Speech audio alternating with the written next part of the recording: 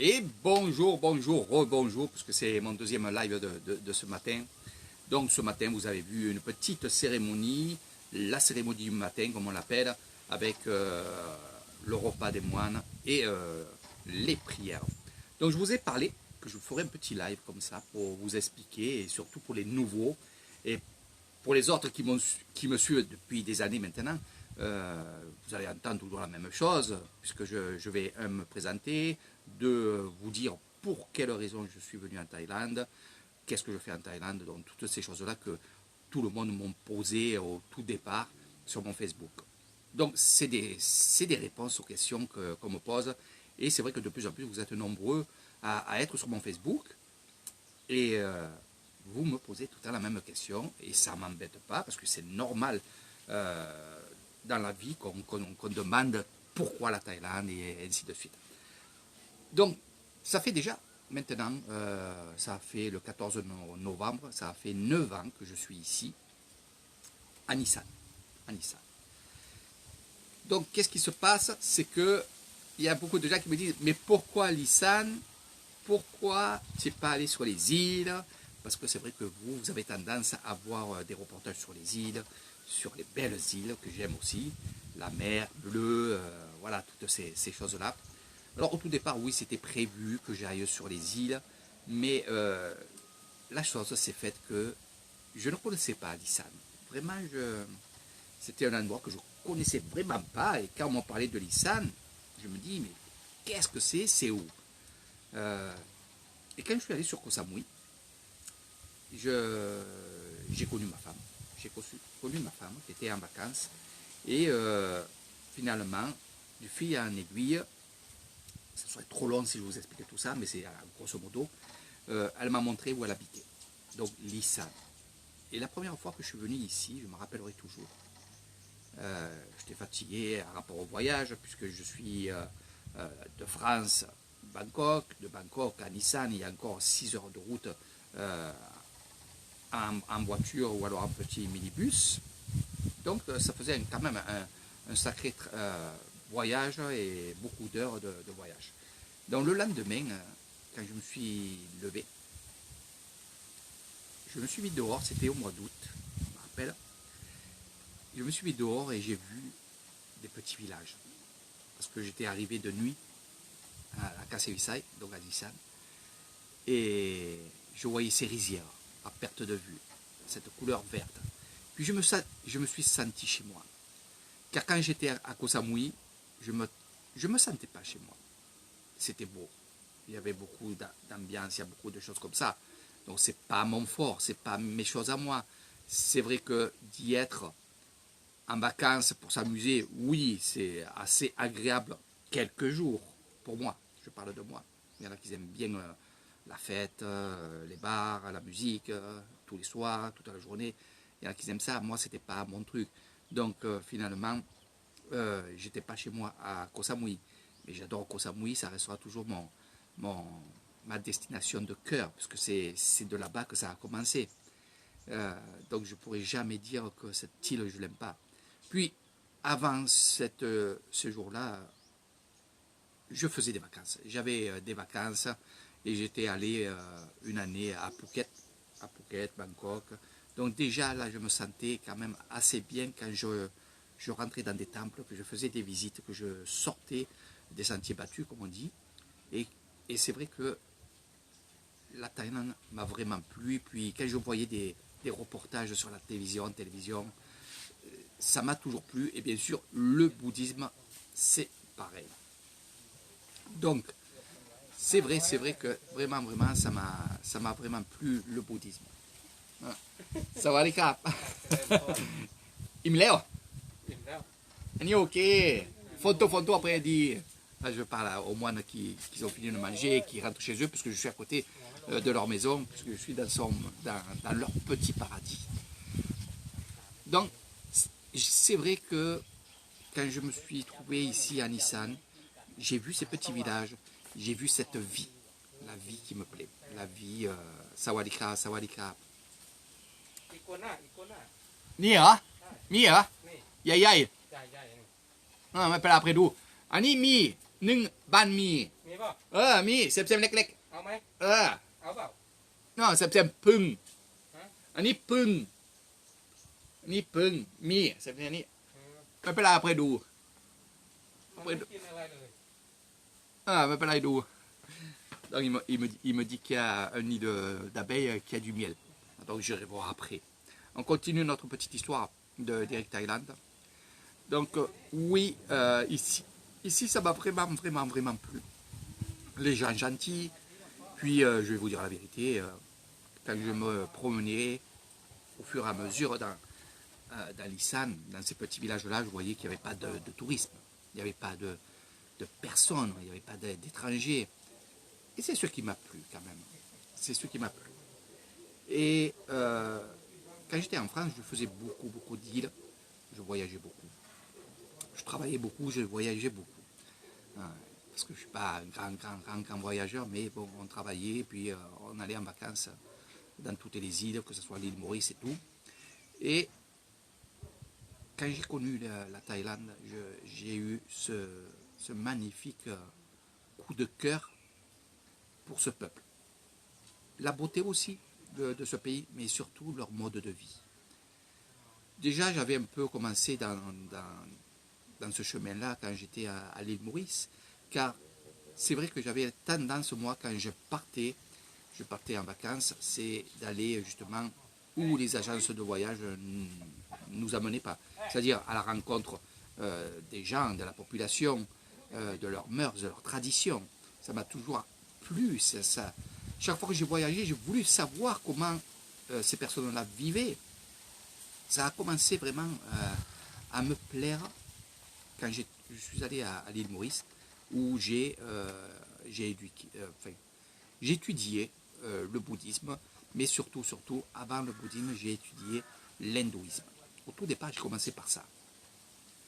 Mais je connaissais Bouddha. J'étais tendance à être bouddhiste. Mais l'hindouisme m'a plu à rapport à ses traditions. Il y avait beaucoup de cérémonies, il y avait beaucoup de choses comme ça. Donc ça m'interpellait. Je voulais savoir pourquoi, comment, pour quelles raisons ils font ça. Depuis quand ils font ça? Marche sur le feu, les bénédictions, les mariages hindous. Ça m'a vraiment plu. Puis, quand j'ai eu fait le tour depuis tout ce temps, à peu près 2-3 ans que j'étais dans l'hindouisme, je ne le pratiquais pas, mais je regardais des reportages. J'avais acheté un livre. Donc j'ai étudié un peu tout ça, que ce soit Ganesh, Shiva, Durga et toutes ces divinités et ces dieux. Mais c'était assez compliqué et la chose c'est que finalement, quand j'ai fait le tour de tout ça, je me suis remis à Bouddha. Parce que l'hindouisme aussi parle de Bouddha. Donc je me suis dit, je me suis un peu éduqué sur ça et je suis quand même bouddhiste à l'intérieur. Et c'est vrai que ça m'a servi et ça me sert ici, parce qu'au temple où je suis, on est bouddhiste, pratiquant, mais on fait aussi des cérémonies hindoues. Voilà. Donc ça, il faut le savoir. Il faut le savoir. Et c'est vrai que, à rapport à tout ce que j'ai appris, ça me sert beaucoup ici.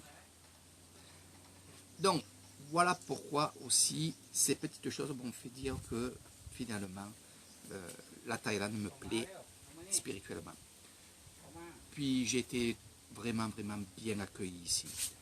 Puis je suis allé devant eux et j'ai commencé à parler un peu thaïlandais, essayer de comprendre le thaïlandais, de comprendre leur façon de vivre, surtout en silence, tranquillement, tout doucement, à regarder, à écouter, à faire des vidéos. Et ça m'a plu de faire des vidéos. Justement, en faisant ces vidéos-là, je pouvais refaire et revoir mes vidéos que j'avais fait dans la matinée ou dans l'après-midi. Et c'est comme ça que c'est venu que j'ai fait des vidéos pour vous montrer à vous aussi sur Facebook et sur YouTube la région où j'y étais. Et ça a commencé comme ça. Donc, dans le spirituel, oui, j'y suis, je suis bien ancré, j'apprends, je pratique la méditation, la relaxation, le monde bouddhiste, dans les temples, la façon de comment ils réagissent. Parce que c'est ça aussi. Il y a une façon de vivre, mais il y a une façon aussi qu'ils ont de réagir.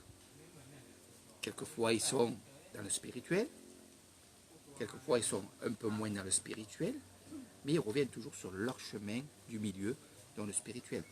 Mais ils ont tendance à droite, à gauche, à droite, à gauche, avant d'être un grand moine bouddhiste. Voilà. Donc c'est ce que j'apprends moi, c'est ce que je vois, et finalement, je me régale, je me régale. Je vous apprends toutes ces choses-là, et ça encore, ça me fait vraiment, vraiment, vraiment plaisir de vous apprendre tout ça. Donc voilà pourquoi aussi j'aime cette région-là. Une région tranquille, paisible, de paysans. Puisque je suis à Nissan, c'est la plus grande région déjà de Thaïlande. C'est une région aussi qui est paysanne. C'est que des paysans. C'est l'endroit aussi le plus spirituel de Thaïlande. C'est l'endroit où il y a le plus de temples de Thaïlande. C'est la région où il y a des grands moines bouddhistes reconnus dans toute la Thaïlande, sur l'Inde, sur d'autres pays aussi.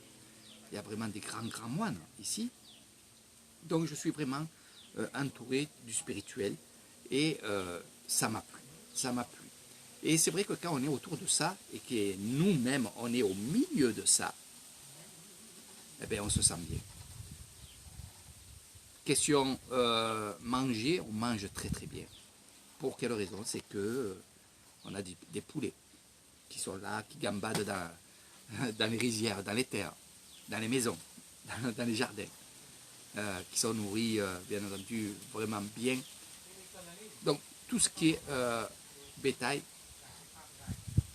poulet, coq et tout ça, c'est vrai qu'on mange très très bien parce que c'est du naturel.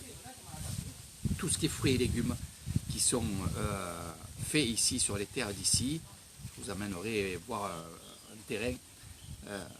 C'est vrai que les légumes ont une saveur vraiment extraordinaire. Les bananes, c'est exactement pareil. Donc tout ce qui est pour manger, on mange très très bien ici. Ça, c'est aussi une raison pourquoi je suis aussi resté ici et que je veux rester ici et que j'adore Lissa. D'autres choses aussi, c'est que vraiment c'est leur mode de vie que j'adore. Un mode de vie zen. On travaille 7 jours sur 7. On vit 7 jours sur 7. On respire 7 jours sur 7. On aime 7 jours sur 7. On vit.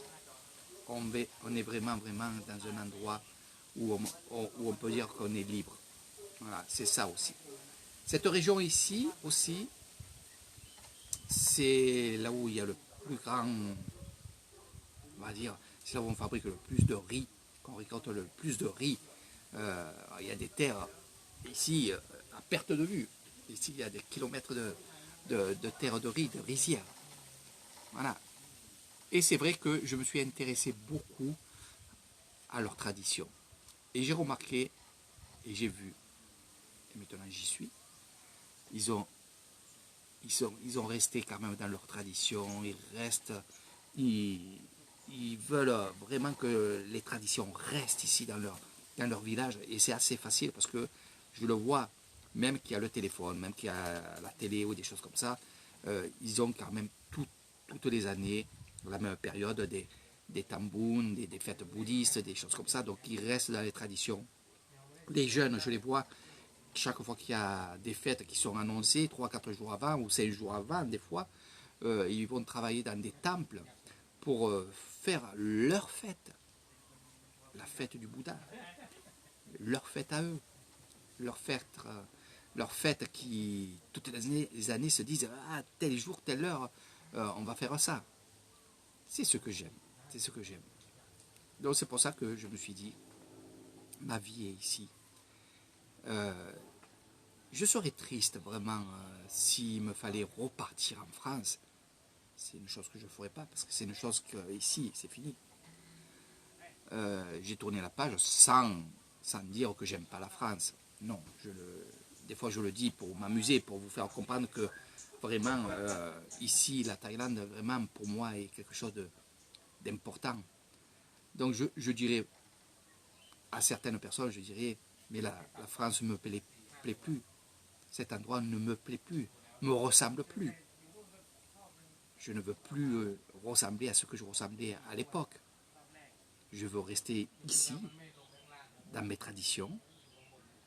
Je veux rester ici dans toutes ces fêtes. Pas parce que j'aime pas parce que j'aime faire la fête, non, c'est pas ça. Mais c'est des fêtes où tout le monde est ensemble. Voilà, tout le monde le partage. Voilà, et ça c'est mon grand mot. Et chaque fois que vous faites des excursions avec moi, je vous montre qu'est-ce que c'est le partage. Je vous montre qu'est-ce que c'est le mérite. Je vous montre vraiment leur mode de vie et comment ils réagissent. C'est ça, mon boulot, à moi, c'est ça. Voilà. Donc oui, 9 ans que je suis ici, je ne m'en lasse pas, ça fait 9 ans et quand même ça a passé très très vite. J'espère qu'il y aura encore pas mal d'années pour que je puisse vous faire des lives, vous embêter sur mes lives et sur mes vidéos. Mais ça plaît de plus en plus. De plus en plus, vous êtes là à me demander, Eric, fais-nous des lives, Eric, fais ci, fais-nous des vidéos, et pourquoi ci, et pourquoi là. Donc je réponds à tout ça. Ça me plaît. Vous pouvez me poser plein de questions. Je peux vous donner plein d'informations de ce que je sais, de ce que je vois. Après, je ne m'éduque pas sur les livres. Voilà, ça, il faut le savoir. Ça, je le dis toujours. Parce qu'il y en a beaucoup qui viennent me voir en me disant, Eric, je veux débuter la méditation, je veux débuter dans le bouddhisme. Est-ce que tu as des revues, est-ce que tu as des livres, est-ce que tu as des vidéos à me proposer, à me dire pour que je puisse commencer à faire de la méditation. Je n'ai pas pris ces livres-là. Je n'ai pas pris parce que j'ai appris sur le tas. Mais sur le tas, c'est assez difficile parce qu'il faut avoir quand même un esprit assez large. Et il faut regarder, mais aussi comprendre en regardant. Et croyez-moi, des fois, pour moi, ça a été facile, parce que justement, j'ai cet esprit-là. Mais il faut aussi, si vous voulez être bouddhiste, si vous voulez être dans la méditation, il faut aussi savoir que c'est un mode de vie. On ne peut pas avoir une vie comme en France, tout accéléré, tout grisonnant, et faire de la méditation derrière. C'est très très bien. Il faut faire de la méditation justement. Mais aussi, il faut se comporter autrement. C'est-à-dire, s'il me fallait, à la limite, retourner en France pour quelques jours, quelques heures, qu'il me fallait travailler ou je ne sais pas quoi. C'est un exemple. Hein. Pour moi, c'est de la science-fiction. Ça ne serait plus le cas. Mais si ça aurait été le cas, et je le dis toujours aux gens, allez travailler avec ce que vous savez, hein, l'harcèlement, les choses comme ça. Une fois votre travail fini, vous fermez la porte du travail et vous rentrez dans un autre monde.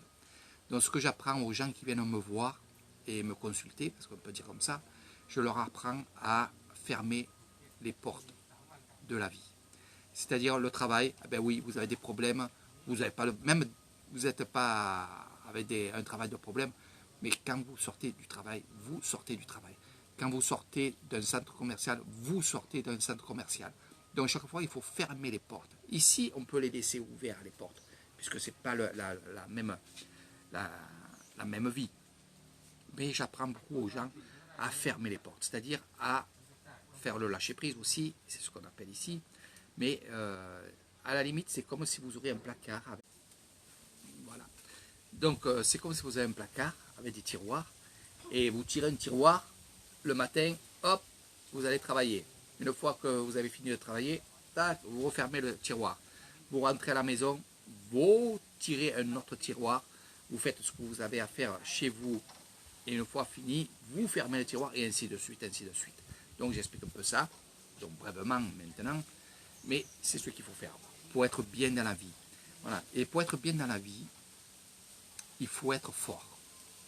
Fort. Quand je parle du partage, quand je parle du bien-être, quand je parle de la façon de parler, sans crier, sans dire de gros mots, sans s'exciter, sans avoir une arrière-pensée, c'est tout ça. C'est l'éducation, c'est le bouddhisme, c'est exactement ça. Quand on parle ou alors qu'on pose une question, déjà quand on pose une question, ici, on a tendance à savoir déjà la réponse, donc c'est juste une certitude, c'est pour savoir si on est dans le vrai. Voilà. Parce qu'on vit tellement pareil qu'on sait déjà. Voilà. Parce que des fois on me dit, Eric, mais tu demandes pas ci, tu demandes pas là. Non, je sais la réponse. Je sais ce qu'il va me dire. Donc après, quand il y a des gens qui viennent de France ici et qu'on fait des excursions, ensemble, je leur pose la question pour que. Parce que chez vous, c'est comme ça. Il faut que vous posez la question. Voilà. Donc il y a toutes ces choses-là. C'est pour ça que j'ai aimé de suite l'Isan, j'ai aimé cette grande passion que j'ai, c'est les traditions. C'est vrai que j'avance là-dessus, j'avance là-dedans, j'aime ces traditions. Je vais même plus loin que ça. Je serais tendance à aimer justement tellement cette tradition que ça me ferait rien si ma femme se mettrait en habit traditionnel tous les jours. Ça me ferait rien. Alors quand je dis ça, j'ai dit ça la dernière fois à ma mère, et ma mère m'a dit, mais arrête, on n'est pas on a changé de siècle là. C'est tellement beau, et c'est tellement vrai. Alors, c'est vrai que pendant des cérémonies ici, il y a des mois, il y a des jours où les femmes et les hommes s'habillent traditionnellement pour une fête. Et je trouve ça magnifique. Quand on fait le Tambun Kating, la fête du village, où on va rendre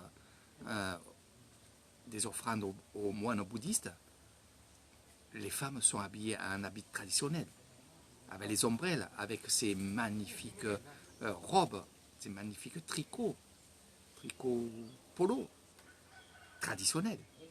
Avec... Ah ตัวหน้าลงมาเห็นไหม นี่อะไร ตัวหน้าหาย นี่หางมันเป็นอุ้ยตัวเบลอเลย นี่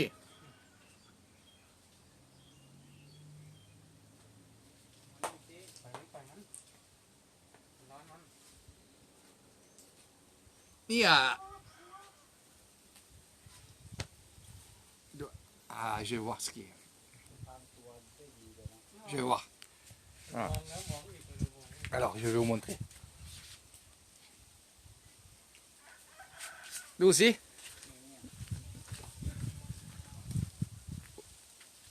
Iguana. Ah, oui. Yay, yay.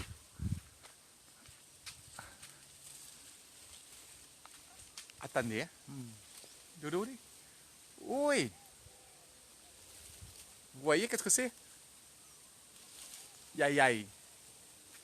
Dodo. Tac, tac, tac, tac, tac, tac.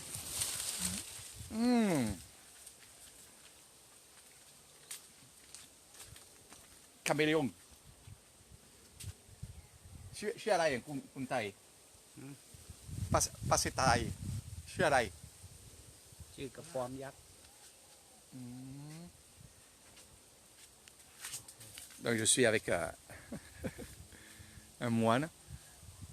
Alors sauvage, hein, c'est un caméléon vert, là, je sais pas, un dragon.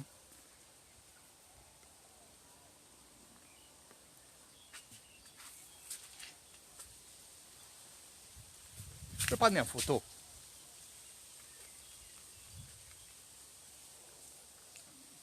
Voilà.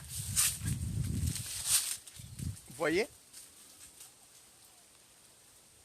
Oh là là, oh là là, oh là là.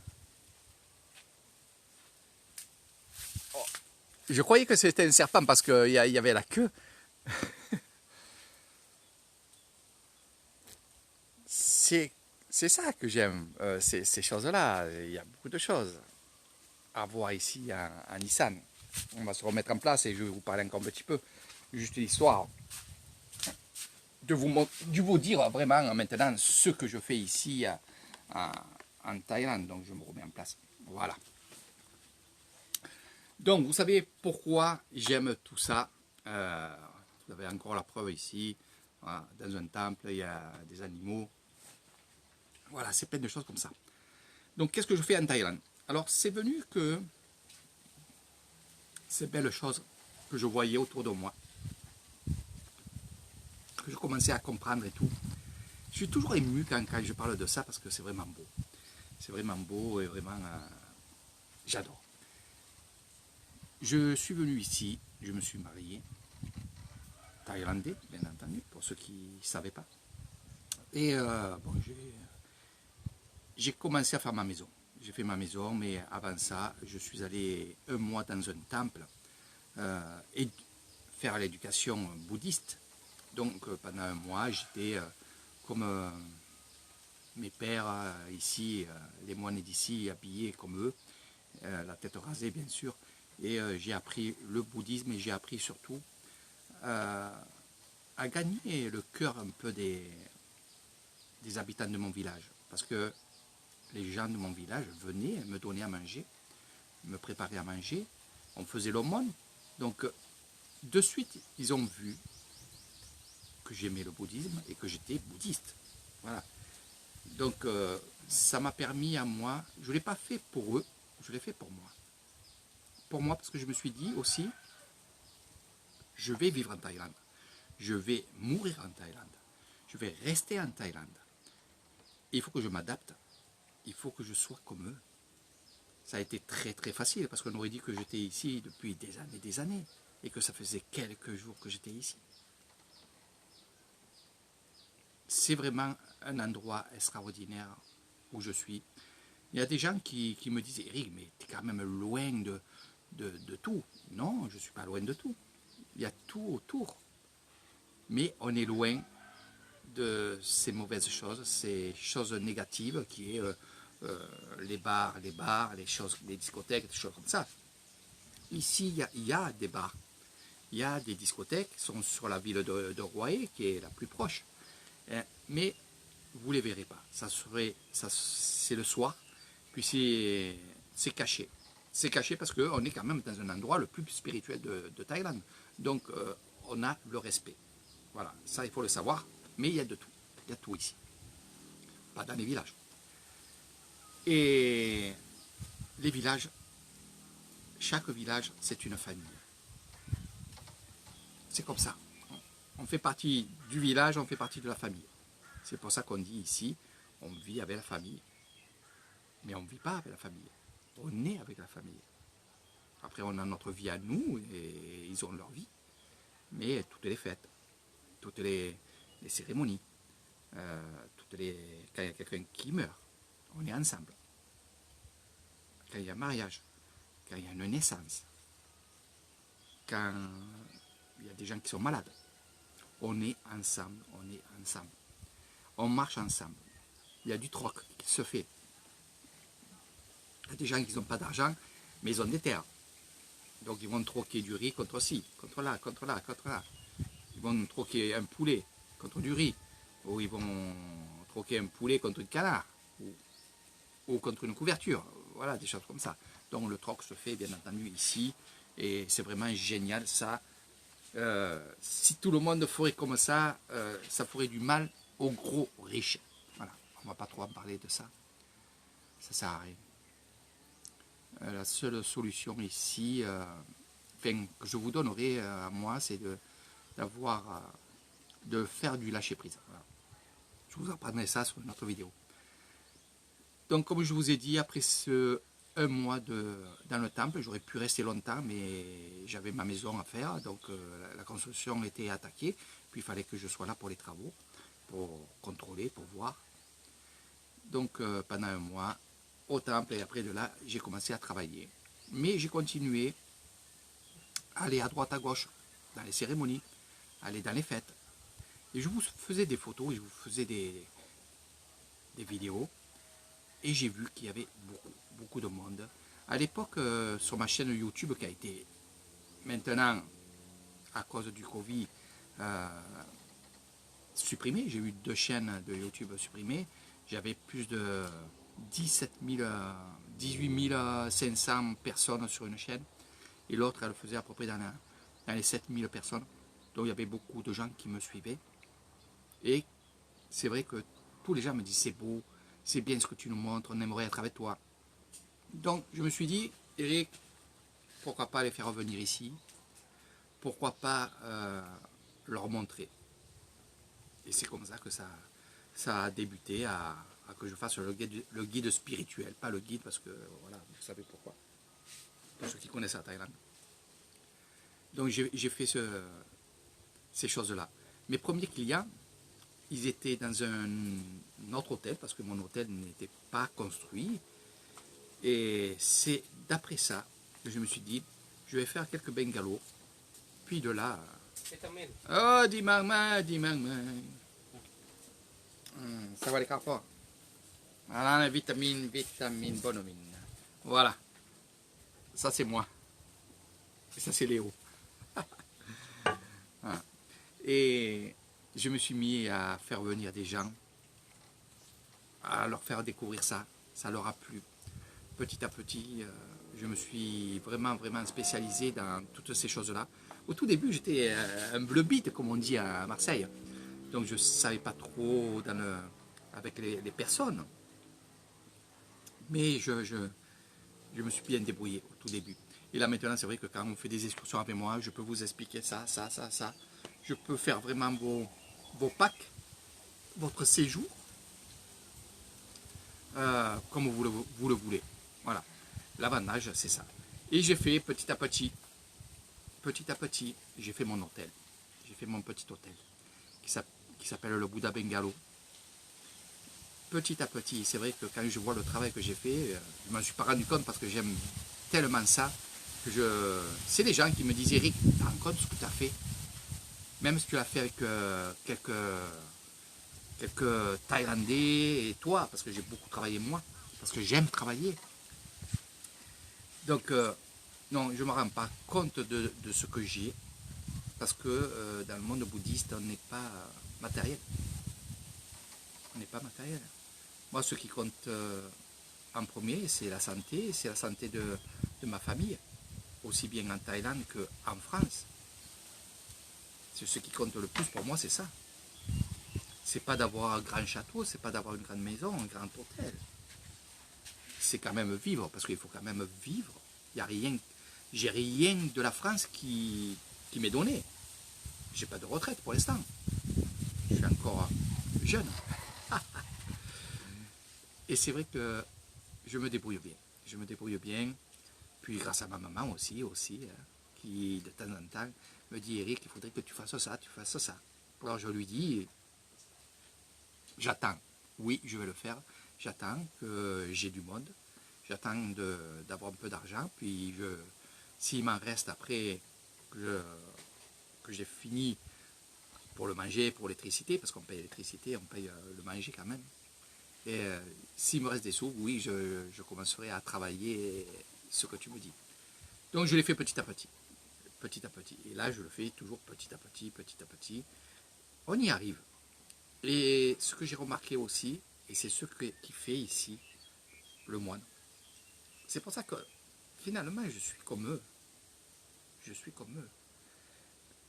Eux, quand ils ont des dons, ils améliorent leur temple. Ils travaillent dans leur temple. Moi, quand j'ai de l'argent, j'améliore mon hôtel. J'améliore ma vie aussi, un petit peu. Mais j'ai tendance à être comme eux.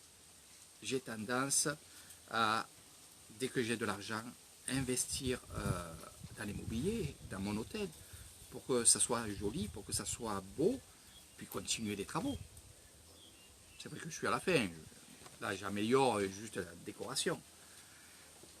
Mais franchement, c'est que du bonheur de faire ça. Je ne suis pas quelqu'un qui est ambitieux dans le long terme. Je vis au jour le jour. Surtout maintenant, avec tout ce qui se passe, avec ce virus et ces choses-là. Il faut être tranquille, il faut être zen. Surtout, c'est ça mon appel aussi, souvent dans mes vidéos, c'est soyez unis. surtout maintenant, il faut être unis en France. Ici, il n'y a aucun problème, on vit comme ça. Mais en France, vous ne vivez pas comme ça. Et ça, c'est votre faiblesse à tous et à toutes. C'est vraiment une faiblesse qui est extraordinaire et ça va vous tuer.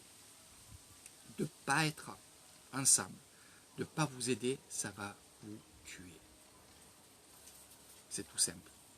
Voilà.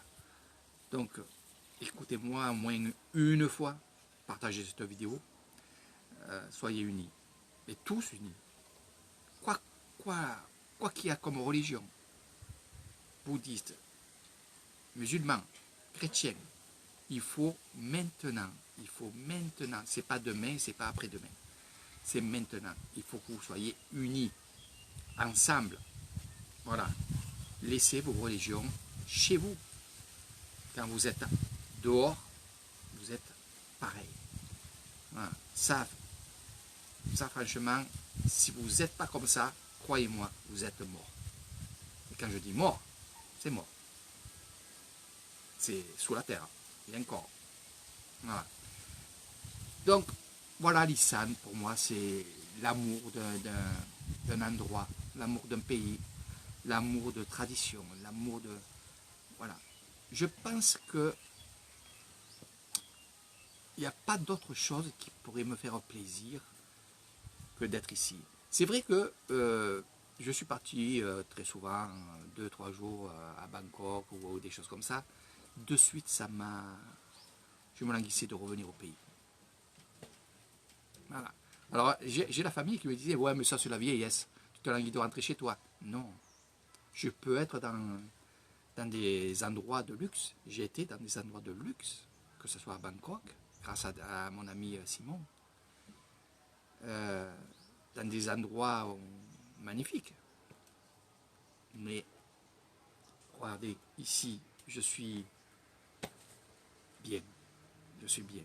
C'est l'ambiance, c'est tout ce qu'il y a autour qu'il faut voir. Je suis vraiment, vraiment bien ici. Et c'est pour ça que, finalement, mes excursions, mes lives sont basés sur le bien-être. Le bien-être, le bien-être. J'ai même un pack de séjour qui est bien-être.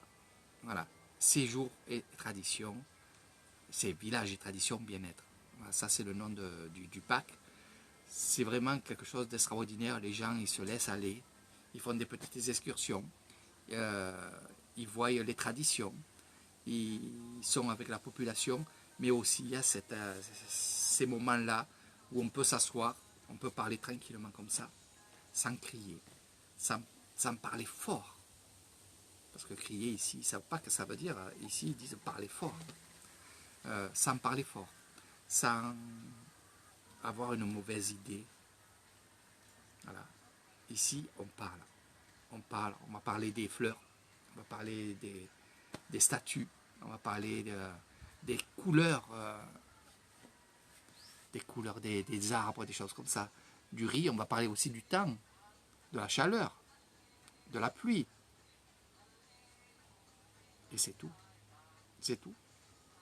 Moi, je parle un peu de tout parce que je suis en général avec des gens d'ici et puis sur Facebook avec des gens de France et des choses comme ça. Mais on est vraiment bien ici. On est vraiment libre. On n'est pas confiné, on n'a pas de masque. Juste on met le masque pour aller dans les grands magasins parce que c'est des grosses enseignes. Voilà. Mais sinon, je me suis jamais, même au tout début de cette maladie, de ce virus, je me suis jamais senti emprisonné. Je me suis jamais senti cloîtré. Non. Alors, je me suis dit, Eric, c'est que tu as l'esprit très large. Zen. Puis non, puis je regardais les gens autour de moi. Ils vivaient normalement, ils allaient dans leur terre, ils allaient faire de la maçonnerie, ils allaient faire leur travail. Les enfants, c'est sûr que au tout début, quand on ne savait pas ce que c'était ce virus, ils avaient arrêté les écoles. Mais les enfants, ils n'avaient pas peur. Ils n'avaient vraiment pas peur, ils continuaient dans les jardins à s'amuser, aller en ville tranquillement, mais ils étaient quand même conscients de quand on ne sait pas, ben, on attend un petit peu et on réfléchit. Voilà. Donc les restaurants, ils sont ouverts ici. Même quand il y a eu le confinement, quand ils nous ont parlé du confinement, en fait, les gens n'allaient pas au restaurant, mais par contre, les restaurants étaient ouverts pour ceux qui voulaient ouvrir, parce qu'il y en a qui ont fermé, ils ont dit, moi, il n'y a pas de clients, donc je vais fermer. Donc, ils ont fermé quoi, même pas 2 semaines. Et après, ils ont rouvert. Ils ont rouvert, ils ont fait de l'emporter, parce qu'on ne pouvait pas se mettre à table. Ils se faisaient l'emporter, et puis finalement, je vais vous montrer.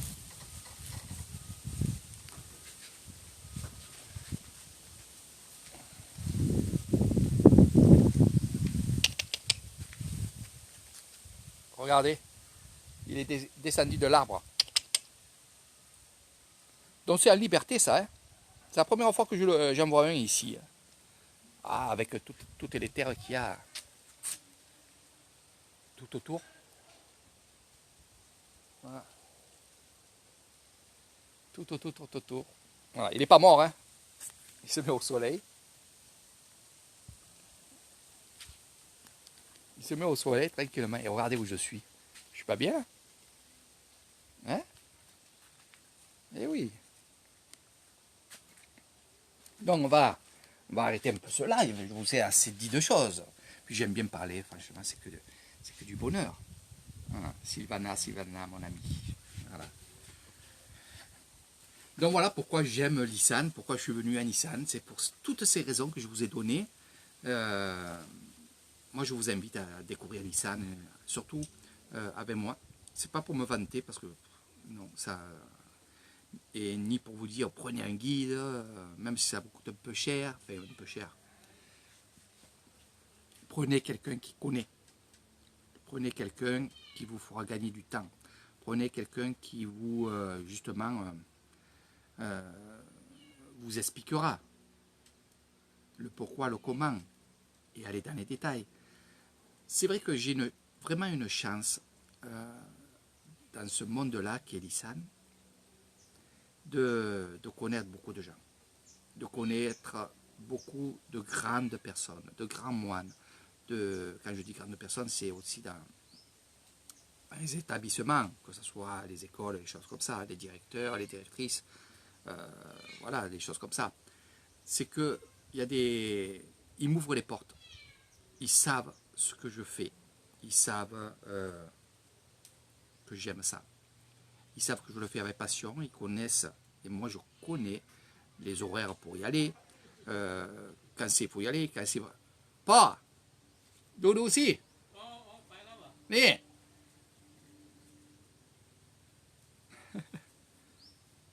il est allé laver son chat. Ah, ni.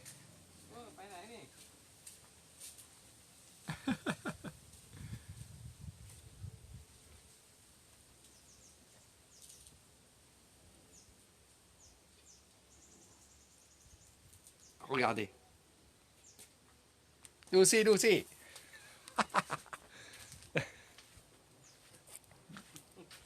อ้ยหางมันต้องวัดได้ Ah, เสือ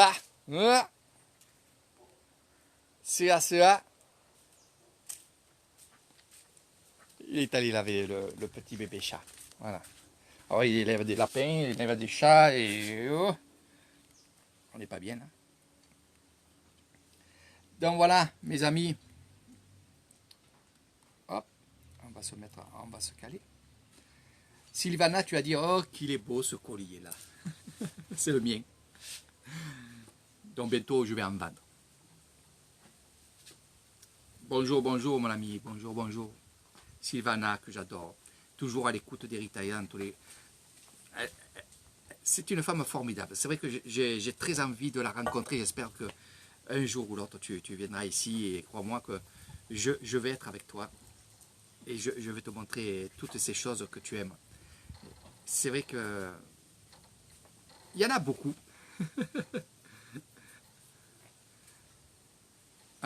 Il y en a beaucoup comme toi, mais vraiment tu es une personne unique que j'adore parce que tu as vraiment le cœur sur la main, et puis tu as quand même un esprit qui est vraiment agréable. Puis j'ai envie de te connaître et j'espère que tu viendras avec Marie-France ici. Voilà. Donc vous êtes nombreux et nombreuses à vouloir venir ici et découvrir tout ce que je vous montre, tout ce que je vous dis. Et je rigole parce qu'il a le caméléon, là. Enfin, je dis le caméléon, mais le dragon, voilà, il le met sur l'arbre.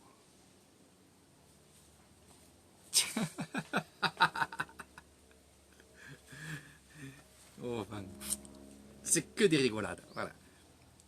Donc, venez à Nissan, venez découvrir Nissan, partagez cette vidéo, donc vous savez un peu ma vie maintenant.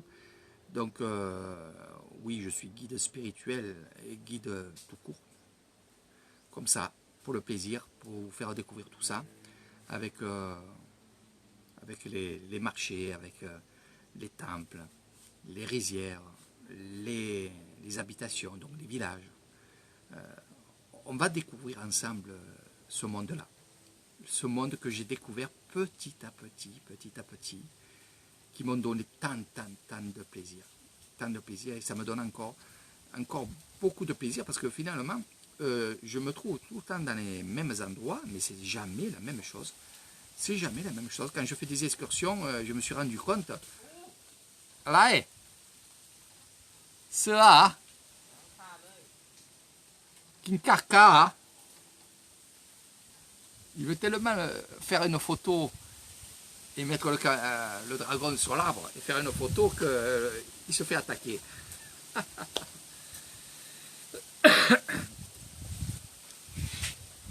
Donc c'est vrai que quoi dire de plus que Nissan, c'est vraiment beau. Toute l'année c'est beau, toute l'année. Et comme je disais, et comme on me dit Eric, mais tu fais toujours des excursions, c'est les mêmes excursions. Je peux aller dans un endroit plusieurs fois dans le mois, puisque vous êtes plusieurs à venir. Est-ce que c'est pas gavant chaque fois de faire la même chose? Ben non, c'est jamais la même chose. C'est jamais la même chose. Du moment que vous êtes avec des personnes qui ne sont pas les mêmes des personnes que vous avez avant, automatiquement déjà c'est pas la même excursion. Il y en a qui vont être un peu plus impliqués dans tel endroit, d'autres tel endroit. Ça c'est jamais les mêmes excursions. Il y a des gens qui vont me poser plein de questions. Il y a des gens qui vont pas poser de questions, ils vont m'en poser dans la voiture, mais sinon ils vont faire des photos, ils vont faire des vidéos. Donc c'est jamais la même chose. Et chaque fois qu'on est dans un endroit, c'est jamais le même jour, la même période, la même année, et la même heure, on va dire comme ça. Donc il peut y avoir des fêtes. On arrive dans un endroit où la dernière fois je suis allé, il n'y avait pas de fête. Puis on arrive d'un coup, boum, il y a une fête. Donc c'est pour ça, je ne m'en lasse pas. Et je me dis, eh ben, quand il y a des fêtes, eh ben, tant mieux. Les gens qui sont avec moi, ben, ils sont là avec cette fête-là qui est extraordinaire. Voilà. Et moi, j'aime voir les gens heureux. Donc j'essaye de faire le maximum pour que ces gens-là, ces personnes-là qui me contactent sur Facebook, des fois 2 ans, 3 ans, et qui me disent, Eric, ça fait 2 ans que je te suis, et là maintenant je veux venir chez toi, je veux venir en séjour chez toi et découvrir Nissan avec toi. Donc à la limite, c'est même pas des clients, c'est des amis. C'est ça que j'aime. C'est vraiment ça que j'aime. C'est que c'est des amis qu'on se connaît sur Facebook. Des grands amis, il y en a que ça fait des années que je suis avec eux. Et quand ils viennent ici, c'est la famille. C'est une famille. Voilà. Moi, je réagis comme ça. Il y en a qui diront, non, c'est du business, c'est un travail. Moi, c'est pas un travail. Je vis avec, oui. Mais regardez, là, il n'y a pas de tourisme. Donc, je ne vis pas de ça. Mais par contre, ce que je vis, ma vie à moi, c'est le plaisir, c'est le partage. C'est vous montrer tout ça. Eh oui. Là, mon ami Christophe, qui a connu que les îles, on s'éclate dans les îles. faudra que tu viennes ici. Ta soeur, elle va venir, comme je t'ai dit la dernière fois, Sandrine, elle va venir. Elle veut venir à Nissan. Elle ne veut pas aller sur les plages. Elle ne veut pas aller où tu es allé toi. Voilà, tu comprends. Elle veut être zen. Parce qu'elle, avec son travail, je crois qu'elle veut changer un peu d'atmosphère. Voilà. Donc, gros bisous à toi et à tes deux sœurs. Voilà. Donc, je parle à mon ami Christophe. Et c'est vrai que Nissan, je vous apprendrai plein de choses. Des choses que je ne savais pas que ça existait. Et c'est ça la beauté de la chose. C'est qu'on ne sait pas que ça existe et finalement, on se dit, mais qu'est-ce que c'est? Qu'est-ce qu'ils font? Voilà. Puis l'accueil qu'il y a, c'est extraordinaire l'accueil. Tous les gens qui sont venus avec moi, ils m'ont dit, Eric, mais comment ça se fait qu'ils accueillent comme ça, toujours avec le sourire, à nous donner à manger, nous donner à boire, d'être petits sourds avec nous comme ça. C'est leur vie. C'est leur vie. C'est le bouddhisme qui est comme ça. Voilà. Et c'est simple.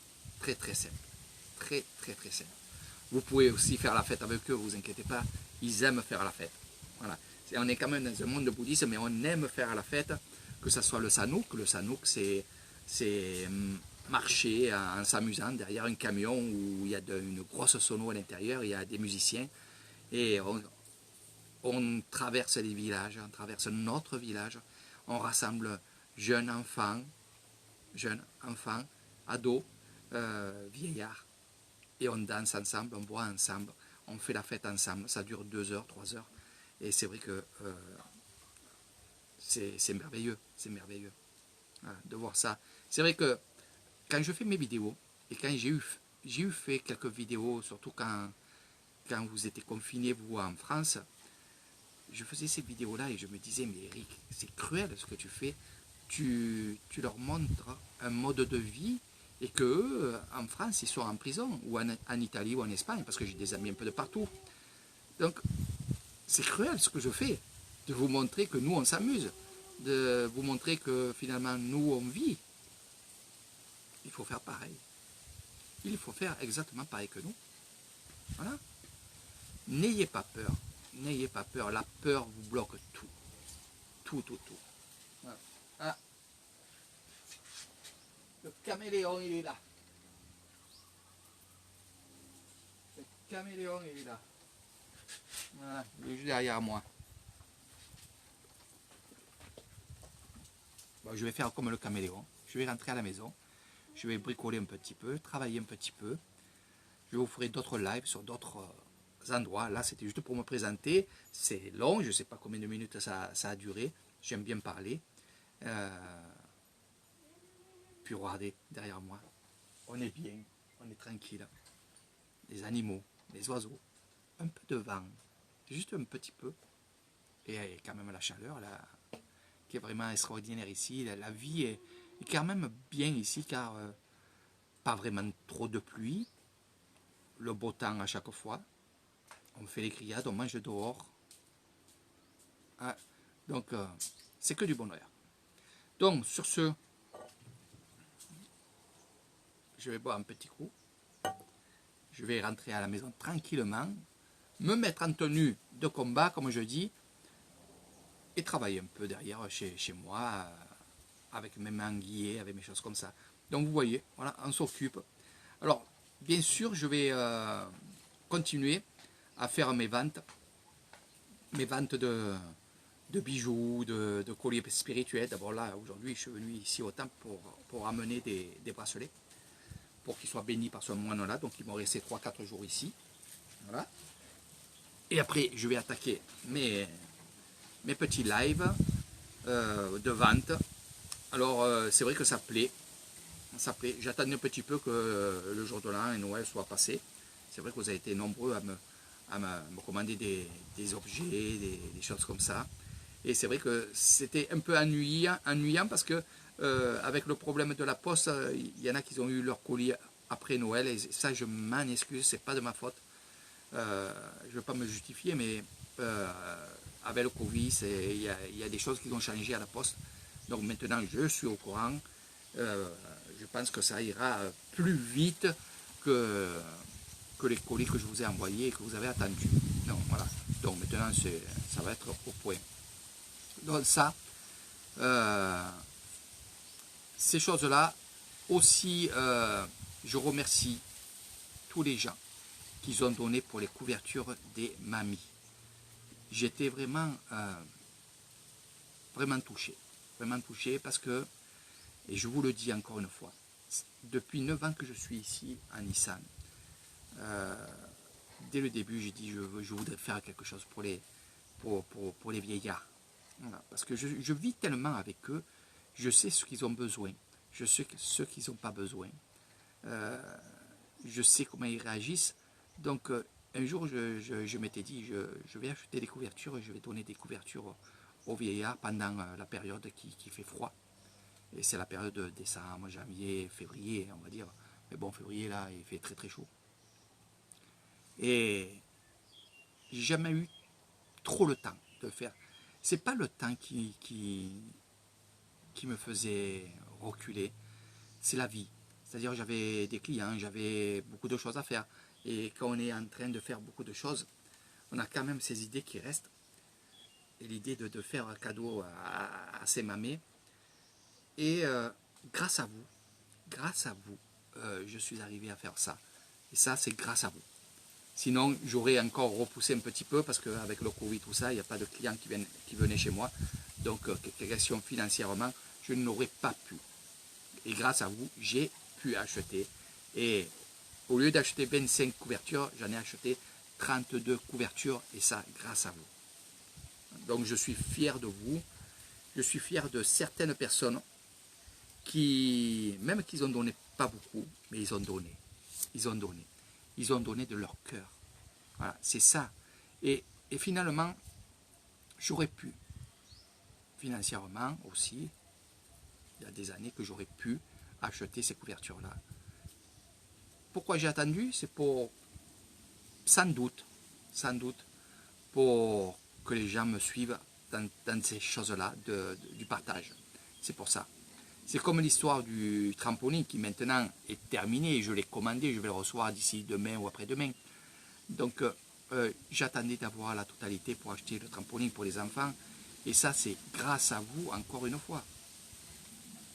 Donc, vous pouvez vous aider. Vous m'avez aidé. Vous avez aidé des grands-mères, vous avez aidé des enfants à avoir un trampoline. Vous avez la preuve que vous pouvez aider. Aider votre voisin, aider votre famille. Moi, je ne pourrais pas admettre qu'une personne dans ma famille, une cousine, un cousin, ait besoin de quelque chose. Pourquoi il faudrait participer, même si ce n'est pas beaucoup. Mais ce que je comprends aussi, une chose, ici, vous allez donner 20 bahts. On va dire, allez, on va donner 1 euro à une personne. Cette personne va être contente. En France, vous allez donner 1 euro à une personne. Je pense qu'il va vous dire, mais je ne suis pas un mendiant, garde tes 1 euro. C'est ça, je le sais. Je le sais. Tout le monde me le dit.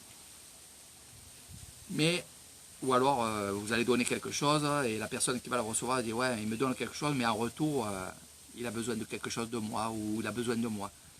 Il y a toutes ces choses dans votre tête qui vous détruisent. Qui vous détruisent. Oui, je le dis. C'est des gros mots, c'est des grands mots, ça. Ici, moi, une personne, un Anglais un jour est venu chez moi. Un Anglais est venu chez moi. Avec sa femme thaïlandaise. Ils sont venus 3 jours. Cet Anglais-là m'a donné des pièces de monnaie de chez lui. Il me les a laissées dans le bungalow. Je les ai pris. Bien sûr, sur un message, je l'ai remercié parce qu'il m'a dit oui, je les ai laissés sur la table, c'est pour la personne qui fait les chambres, donc c'est un pourboire. Hein. Donc je l'ai remercié, bien entendu. Bon, et c'est vrai que pour l'échange, c'est très dur pour nous. Donc il y a d'autres Anglais qui étaient de passage et je leur ai demandé s'ils pouvaient m'échanger en bahts. Parce que c'était tellement que des pièces à ma banque à moi, en Thaïlande, ne les changez pas, parce que c'est un petit village ici. Ça serait à Bangkok ou dans des endroits comme ça, oui. Donc, il m'a donné des battes. Il a arrondi. Donc, vous voyez? Et ce que j'ai fait, comme celui qui avait arrondi, qui m'avait donné les battes, il était venu aussi avec sa famille thaïlandaise. Je suis allé acheter des choses et on a mangé ensemble. Voilà. Donc, l'argent, les choses circulent. On m'a donné, je vous donne. Voilà, c'est comme ça. Ici, c'est comme ça. Ici, souvent, on a donné 1 kilo de riz. Quelques mois après, ou quelques semaines après, la personne, elle allait pêcher des poissons, sont venus à la maison et on a acheté du poisson parce qu'ils ont besoin d'argent aussi pour vivre. Donc on a acheté quelques poissons, puis ils nous ont fait cadeau de 1 ou 2 poissons. C'est comme ça. C'est comme ça. Voilà. Mais faites-le. Faites-le chez vous. Moi, je me rappelle, dans les cités, chez ma grand-mère, quand la voisine venait nous demander si on avait 1 kilo de farine ou des pâtes ou des trucs comme ça, et il le faisait, il donnait. Et pourtant, ils n'avaient pas beaucoup de sous. Moi, ma grand-mère, elle n'avait pas beaucoup de sous. Et quand elle avait 1 kilo de sucre, ben, si elle ne donnait pas 1 kilo de sucre parce qu'elle n'en avait pas beaucoup à l'intérieur, ben, elle n'en donnait que quelques-uns. 4 ou 5 ou 6, un verre, je me rappelle, c'était un verre. Elle prenait un verre, elle mettait les sucres dedans, elle donnait à la voisine. La voisine, bien sûr, elle revenait quelques temps après, ramener le sucre. C'est un échange, voilà, c'est ça qu'il faut faire. Faites-le, même si on ne vous le rend pas. Et j'entendais ma grand-mère dire, même si elle ne me rend pas, c'est pas grave. Et d'autres grand-mères, elles disaient, si on ne me le rend pas, ben, c'est pas grave. Faites-le, c'est ça la vie. Pour moi, c'est ça. Voilà. C'est donner, faire des choses.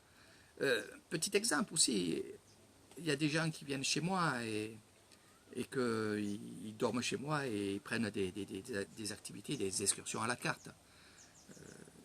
Qui me disent, j'ai un budget assez serré. Je le comprends, je le sens. C'est pas pour ça que je ne fais pas d'autres excursions. En fait, je leur dis pas. Je leur dis pas. Je fais ce qu'ils m'ont demandé comme excursion. Je sais qu'ils sont serrés. Je sais que, en parlant, je sais ce qu'ils aiment. Donc, qu'est-ce que je faisais? J'élargissais l'excursion. C'est-à-dire, d'une excursion, j'en faisais 2. Mais en même temps. Et je lui disais, non, mais c'est la même excursion, c'est qu'on fera un peu plus tard après. Non, c'est que je faisais plusieurs excursions, et ça, ils ne le savaient pas. Et toujours maintenant, ils ne le savent pas. Peut-être ils peuvent se rendre compte, mais ils ne peuvent pas se rendre compte finalement parce qu'ils ne le savent pas. Mais moi, dans mon cœur à moi, j'ai offert une excursion qui devait être payante, mais finalement, non. Voilà. Et ça, c'est Eric Thaïlande, et c'est vrai que j'ai tendance à faire comme ça, même pour tout le monde. Pour tout le monde, pour tout le monde. Je suis là pour vous faire découvrir l'Isan que j'aime, la tradition que j'aime, et je me régale de le faire. Voilà. Donc c'est pour ça que je vous fais tant de vidéos, des choses comme ça. Moi, je travaille beaucoup. Il y a beaucoup d'endroits où je vais et je ne fais pas de vidéos parce que... mais je fais. Je vais toujours dans des endroits. Ce matin, j'étais dans une école. Voilà. Voilà, tout ça. J'espère que ça vous plaît. Il y en a beaucoup qui vont dire, Eric, avec ton accent, j'adore. Donc, mes amis belges. Oui, c'est un endroit que tu aurais pu... Il faut toujours... je le dis toujours, ça. Ça, je le dis toujours. Les rêves, il faut les vouloir. C'est-à-dire quand vous rêvez de quelque chose, ou alors que vous avez envie et que vous dites, mon rêve, ça serait de vivre là-bas. Ou alors mon rêve, c'est d'y aller et de rester 1 mois. Faites en sorte de le faire. Vous pouvez le faire. On peut se donner l'occasion de le faire.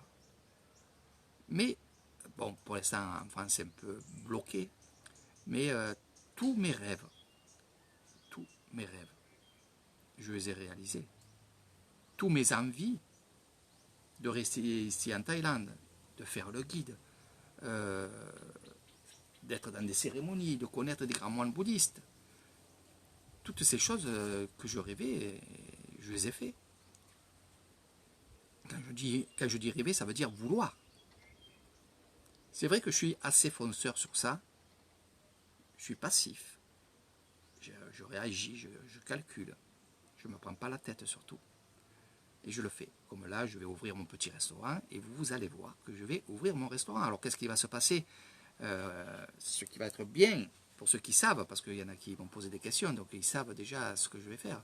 Donc le restaurant du Bouddha Bungalow, de mon hôtel, il était ouvert que pour les gens qui étaient en séjour chez moi, c'est-à-dire qu'ils dormaient, ils mangeaient chez moi, donc la cuisine se faisait. C'était que pour les gens qui étaient chez moi. Là, ce que je fais, c'est que j'ouvre pour les gens, les Thaïlandais. Alors, je vais me régaler à faire la cuisine, parce que je vais, voilà, donc il va y avoir des gens qui vont travailler avec moi aussi. Et ce que je vais faire aussi, où je vais me régaler, c'est que je vais vous faire des vidéos en préparant le repas. Et ce qu'on m'a demandé, il y en a 2 qui m'ont demandé ça, ils m'ont dit, Eric, en ce moment je vais parler d'une personne. En ce moment, je suis en France. Dans quelques temps, je vais aller vivre avec ma femme en Thaïlande, parce qu'elle est thaïlandaise aussi, avec ses enfants. Et j'aimerais bien que tu nous fasses le début quand tu montes le restaurant. Voilà. Ça, je vais le faire pour justement aider ces gens qui ne connaissent pas la Thaïlande et qui voudraient monter un petit business, un petit restaurant, des choses comme ça. Ça ne sera pas un grand restaurant 4 étoiles que je vais faire. C'est un restaurant pour que les gens puissent venir manger, qui est pas cher, de bonne qualité, parce qu'ici on va pas chinoiser sur la qualité. Ça va être un peu, je pense, sur la quantité, mais sur la qualité, ça sera toujours la qualité. C'est-à-dire que quand je vois ici, quand je vais manger chez des gens ou des restaurants, il y a la qualité, vous payez la qualité, après c'est la quantité. Bien sûr, on ne va pas on va pas cuisiner, on ne va pas travailler pour rien. Donc automatiquement, il faut faire un bon repas, un super bon repas, et même si c'est peu, mais que ce soit quand même goûteux pour le prix qu'on va faire. Donc moi, ça va faire dans les 30 bahts, à 25 bahts le plat. Vous allez voir, c'est du simple. Je vais faire du simple. Ce que je vais faire, c'est que chaque jour, il y aura des repas différents. C'est-à-dire qu'il y aura 2 ou 3 repas à manger avec le riz, avec des pâtes, des choses comme ça. Et il y aura aussi des biscuits. Mais je ne vous dis pas plus parce que si je vous le dis et que je fais autrement, ça va vous choquer. Il va dire, mais pourquoi Eric il ne fait pas ça, il a dit ça, il a dit ça. Donc vous allez suivre mes aventures de l'ouverture de ce restaurant, parce que vous allez la suivre. Je vais vous faire participer, bien entendu. Puis après, il y a des gens qui sont cuistots. Mon ami Baptiste, mon ami Cadéo, qui sont cuisiniers. Et puis il y en a d'autres aussi. Ben justement, une bonne petite touche française avec le repas thaïlandais, ça sera pas mal aussi. Voilà. Donc oui, je vais faire du simple. Je ne vais pas me prendre la tête. Parce que finalement, la vie, si on la prend simplement, elle se passe bien. Si on essaie de se compliquer la vie, on va compliquer notre vie. C'est-à-dire qu'on va compliquer le restaurant, le ci et là, on va compliquer aussi la vie. Ça va, voilà, c'est pareil. Donc je veux rester dans le simple. Je suis un homme simple. Je vis simplement. Et je veux rester dans la simplicité. Et ça, c'est comme ça. C'est Eric Thailand, il est comme ça. Voilà. Donc, vous suivrez les aventures d'Eric Thailand dans les cuisines. Au début, même si je rate la cuisine, même s'il y a des choses comme ça, ben vous le verrez. Voilà, on va se régaler. On va évoluer ensemble, on va être ensemble. Voilà, c'est ça que j'aime. C'est vous faire participer à toutes ces choses-là. Regardez, je ne tiens plus debout. Voilà, je ne tiens plus assis tellement que je me languis. Et c'est vrai que la cuisine, c'est une autre passion que j'ai. En France, je cuisinais beaucoup. J'adore cuisiner. Je vendais beaucoup de choses, des repas préparés, des choses comme ça en France. Donc j'y suis dedans, j'y suis dedans. Puis là, maintenant, je connais un peu comment ils cuisinent ici, puis je suis avec des Thaïlandaises, bien entendu, pour cuisiner. Donc, le petit restaurant du coin piscine, il va y avoir tout ce qui est fruits, mixés avec de la glace et tout. Donc, vous verrez, il y a plein de choses. Puis, par la suite, je vais attaquer, et par la suite, on va mettre tout ce qu'il faut pour que les gens soient bien. Voilà. Donc, il y a beaucoup de gens que je connais qui, chaque fois qu'ils me voient, ils me disent, Eric, alors, c'est quand que tu ouvres? Quand c'est on vient manger? Quand c'est on vient manger? Ça, je l'entends très souvent. La dernière fois, il y a 5 jours, je suis allé payer l'électricité, parce qu'on paye l'électricité juste à côté de chez moi, voilà. Et c'est une grosse entreprise d'électricité qui sont sur la route et tout. Et eux, justement, ils mangeaient chez mon ami à Ban Ponoy, et il a fermé. Il a arrêté de cuisiner parce que c'était un papé, et puis il n'avait plus envie puisque sa femme est partie avec sa fille travailler à Bangkok. Donc il était tout seul, il a arrêté. Mais sinon, il avait une jolie clientèle, il travaillait bien, il travaillait super bien. On a mangé souvent là-bas, très souvent. C'était très bon, c'était pas cher. Et je vais faire ce style-là, mais sans s'embêter la vie. Vous verrez ce que je vais faire. Voilà. Par la suite, vous verrez, je suis en train de voir ça. Voilà. Donc, ces gens-là qui étaient chez lui, qui me connaissaient, qui venaient manger à côté de moi, que je leur ai dit, je vais bientôt faire mon restaurant au coin piscine. Donc, ils se languissent parce que ils ont besoin des petits coins comme ça à côté de chez eux. Donc, là aussi, voilà.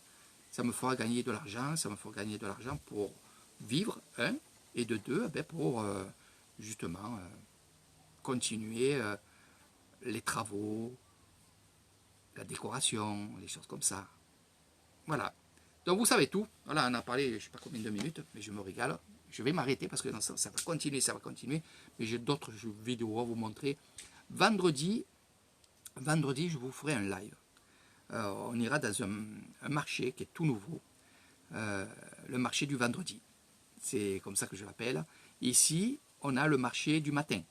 Tous les matins, à partir de 4 heures du matin jusqu'à peu près midi, il y a le marché couvert de Kassevisai. C'est le plus grand marché. Nous avons le marché du soir, qui est tous les jours, et qui est à Kassevisai, le marché du soir, que vous connaissez, je vous ferai d'autres vidéos. Et là, il y a le marché du vendredi soir. Voilà. Donc le vendredi, sur la place de la mairie, il y a un marché qui se fait tous les vendredis, et ça fait maintenant un mois qui vient. Voilà, c'est comme ça. Il y a des marchés un peu qui se greffent un peu de partout. Et il faut dire aussi une chose, c'est que la population de l'Isan a vraiment explosé par rapport au Covid. Il y a beaucoup de gens qui travaillaient sur les îles et qui travaillaient dans le tourisme, qui sont revenus au pays. Donc, automatiquement, on est très nombreux ici, et croyez-moi, des constructions, il y a plein de choses qui se font, et je trouve ça extraordinaire que finalement, ils ne perdent pas de temps pour... ils ne pleurent pas, voilà. Je cherchais un peu ce que j'allais vous dire. C'est pas des gens, les Thaïlandais, ce n'est pas des gens qui, parce qu'ils ont perdu leur travail dans les îles, parce qu'il n'y a pas de tourisme, du moment qu'il n'y a pas d'avion, pas de choses comme ça, donc ils ont perdu leur travail. Ils sont revenus chez eux et ils ont monté un petit business. Ils ne sont pas restés chez eux à pleurer. Ils ne pleurent pas. Même s'ils vont faire 50 bahts, on va dire, allez, je vais vous parler en euros, même s'ils font 10 euros, 20 euros par jour, ils ont travaillé. Ils ne sont pas restés chez eux à rien foutre. Pour certaines personnes, c'est important ici en Thaïlande. Les gens qui ne foutent rien, c'est des gens qui ne sont pas bien. Voilà. Donc, ici, il faut comprendre comment ils réagissent. Alors, même qu'ils vont faire 10 euros par jour, ils sont sur leur lieu de travail. C'est des travailleurs. Voilà. C'est des travailleurs. Et il y en a qui font ça, qui vont dans les terres, ils font un peu de tout. Voilà. C'est comme ça. Et moi, c'est un peu ce que je fais, bien entendu. C'est pour ça qu'avec mon petit restaurant, ben, j'ai envie de travailler, malgré que je travaille un peu de partout. Quand je dis travailler, ça veut dire que je rends service, que ce soit chez Michael, chez moi aussi, je travaille chez moi. Mais sinon, oui, faire un peu d'argent chez moi, en m'amusant, en me régalant, puis montrer que je suis comme les Thaïlandais, que même s'il n'y a pas de tourisme, ben, je travaille. Puis, franchement, moi je peux vous dire, c'est que dans mon village et dans le village d'à côté, ils savent que je travaille beaucoup et ils m'apprécient beaucoup. Parce qu'ils me voient dans les terres, ils me voient sur le terrain, planter des arbres, arroser. Voilà, ils savent que je ne suis pas un feignant, que j'aime travailler, j'aime m'occuper. Et voilà, c'est ça. En fait, on continue à vivre. Il faut continuer aussi à vivre chez vous. Mais n'oubliez pas, essayez d'aider les gens. Il suffit d'aider une personne pour qu'il y ait le déclic de cette personne-là, qui aide une autre personne, ainsi de suite. C'est ça. Mais vous avez vraiment perdu tout ça en France. C'est dommage. C'est dommage, mais vous pouvez le reprendre. Et je pense qu'avec ce qui va se passer, ce qu'on imagine ici, de ce qui va se passer dans le monde, je pense que finalement, vous allez avoir le truc de vous dire, on va s'aider entre nous, parce que sinon on va tous crever. Je ne suis pas un voyant. Je ne veux pas parler de voyance, mais je connais beaucoup de voyants, je connais beaucoup de gens qui sont là-dedans, et qui me disent tous la même chose, et c'est pas bon. Voilà, c'est pas bon. Non, on ne peut pas vous dire la vie sera super belle. Non, la vie va être de moins en moins belle, mais vous pouvez vous en sortir, et il n'y a que, comme je vous ai dit, en vous aidant et en vous aimant. Voilà. Allez, sur ce, je vous fais de gros bisous, je vous dis à très bientôt. J'ai beaucoup parlé, si vous avez des questions, bien sûr, je réponds aux questions tout le temps, parce que j'aime ça. Voilà. Donc là, j'avais envie de vous faire un live, j'avais envie qu'on se voie comme ça. Je vois les gens qui me marquent des choses, qui regardent. Il y a des Thaïlandais aussi qui regardent. Alors ce qui est génial, c'est que pendant le premier live où j'étais au temple, je suis ami avec beaucoup de moines et de grands moines. Et il y a un grand moine qui justement regardait en live ce que je filme. Donc ces gens-là savent ce que je fais. Ils m'apprécient beaucoup parce que en fait je donne la parole et je donne aussi la lumière, je donne aussi les images du monde bouddhiste. Allez, sur ce, Sawadee Krap à tous et à toutes. Le bleu me va bien, Sylvana. C'est de la vraie pierre. Hein, voilà. Donc je sais qu'un jour tu craqueras, mais je sais que tu veux d'autres choses. Mais celui-là, franchement, c'est le ciel. Voilà. Le bleu, c'est le ciel. Le turquoise. Le turquoise, c'est vraiment ma couleur préférée. Voilà. J'ai toujours eu du turquoise. Et j'adore ça. Je ne ferai que en avoir. Donc bien sûr, je dis à Sylviana, regarde, bientôt, voilà, dès que je reprends d'acheter des colliers, des choses comme ça. Ça c'est un grand magasin qui fait des pierres taillées. Et voilà, j'y ai pris ces perles-là. J'adore. Voilà. Regarde. Voilà. Après, il y a vraiment le collier avec vraiment les turquoises. Ça sera par la suite. Voilà. Allez, je vous fais de gros bisous. Suivez les aventures d'Eric Thailand pour avoir plein de cadeaux. Il suffit de regarder les lives de vente d'Eric Thailand. Parce qu'une fois que je suis lancé sur les cadeaux, on ne m'arrête plus. On ne m'arrête plus.